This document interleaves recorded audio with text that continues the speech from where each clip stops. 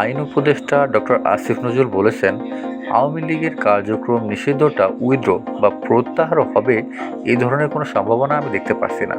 আমি অন্তত দেখতে পাচ্ছি না। বরং আমি যেটুকু জানি যে আন্তর্জাতিক অপরাধ আদালতের যে প্রসিকিউশন টিম আছে, সেই টিমের পক্ষ থেকেই সংগঠন হিসাবে আওয়ামী লীগের বিচার চাওয়ার ব্যাপারে একটা পদক্ষেপ নেওয়া হয়েছে। বুধবার বরিশাল নগরীর শঙ্কর মঠ পূজা মণ্ডপ পরিদর্শন শেষে তিনি একথা বলেন। তিনি বলেন, নির্বাচনের আগে তো দূরের কথা, অদূর ভবিষ্যতে আমার পর্যবেক্ষণ থেকে যেটুকু বুঝি, আমার ধারণা আওয়ামী লীগের কার্যক্রম যে নিষিদ্ধ হয়েছে সেটা উইথড্র করা সম্ভব নয়। বিদেশি গণমাধ্যমের প্রধান উপদেষ্টা সাক্ষাৎকারে প্রসঙ্গ টেনে আইন উপদেষ্টা বলেন, ফেব্রুয়ারির প্রথমার্ধেই নির্বাচন অনুষ্ঠিত হবে। অশান্ত পাহাড় প্রসঙ্গে তিনি বলেন, পাহাড়কে যারা অশান্ত করবে তাদের বিরুদ্ধে ব্যবস্থা নেওয়া হবে। আইন উপদেষ্টা বলেন, আমরা প্রায় 9 থেকে 10টা বড় ধরনের সংস্কার করেছি।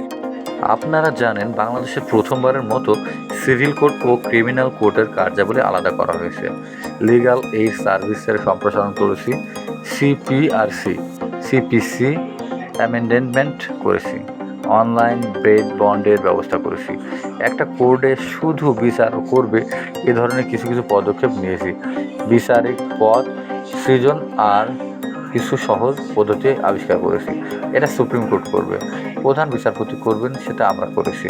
তিনি আরও বলেন, আপনারা জানেন বিচার বিভাগে কর্মচারী নিয়োগ দুর্নীতি হতো, সেটা এখন হচ্ছে না। কর্মচারী নিয়োগ আর জেলা পর্যায়ে হবে না, বিচার প্রশাসন আছে, এটা ওনারাই করবেন।